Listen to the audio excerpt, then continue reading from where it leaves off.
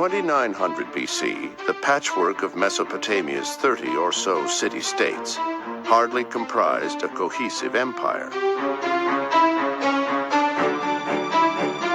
Each had its own king, its own patron god or goddess,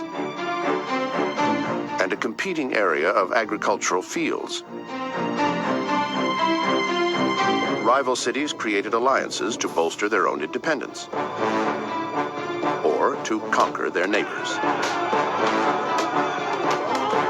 Distances between these cities were actually quite small, and because the irrigation land was so valuable, these cities were constantly at war with one another for the smallest of advantages.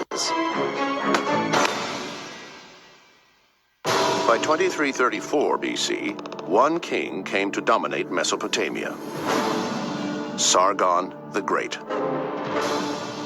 As far as we know, there are no images of Sargon that survive. But we can guess what he would have looked like. He would have looked, at least in his portraits, the way that Mesopotamian kings tended to look, which was powerful, strong. The ancient form of Sargon's name, Sharu-Keen, means the legitimate king. A strong hint, scholars say, that he was a usurper. In a Moses-like legend about his origins, Sargon was the illegitimate son of a priestess. So she put him in a basket after he was born and floated him in the river, and the basket then was discovered by a gardener who raised him, and then he went into the service of the king of Kish. Enterprising, ambitious, and ruthless, Sargon overthrew King Zababa of Kish and declared himself the city's new ruler. He also reigned at Agade, the capital city he built north of Sumer in the state of Akkad, though its precise location is still unknown. With his Akkadian army, Sargon started to take control of southern Mesopotamia.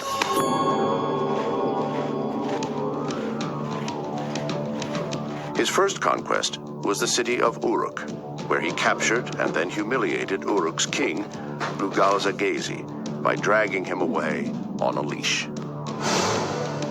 And then after he conquered Uruk, he conquered other southern Mesopotamian cities, and then he seems to have thought, for whatever reason, I can keep going. He wasn't content simply, as the earlier Sumerian kings had been, to fight local battles. He wanted to take over what was then the known world. Remarkably, he did just that. Over a 56-year reign, Sargon conquered North Mesopotamia, North Syria, and eventually reached the Mediterranean to capture southeast Turkey.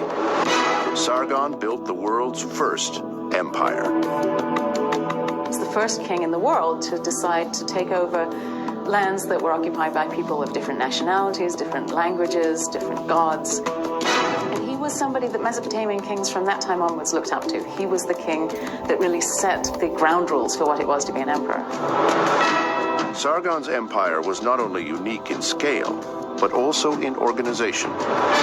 He tried to unify this vast area and reorganize it in a way that it had never been done before.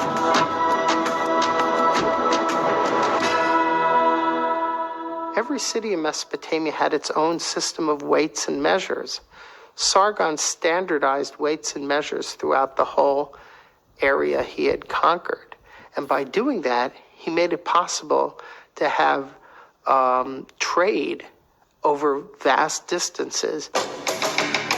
Sargon's novel ideas weren't limited to empire building, but extended to the military as well. He was the first king who claimed to have a standing army.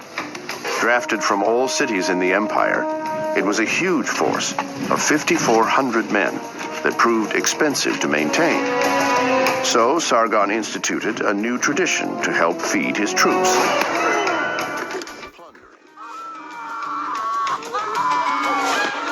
They fed themselves, the army, from the land there, so that the campaigns were more or less set to go At the point when the harvest was completed throughout Mesopotamia, that is one age of terror that you don't want to live through.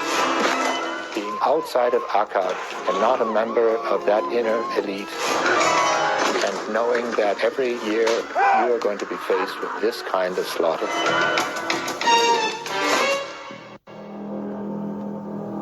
Sargon reigned until his death in 2279 BC.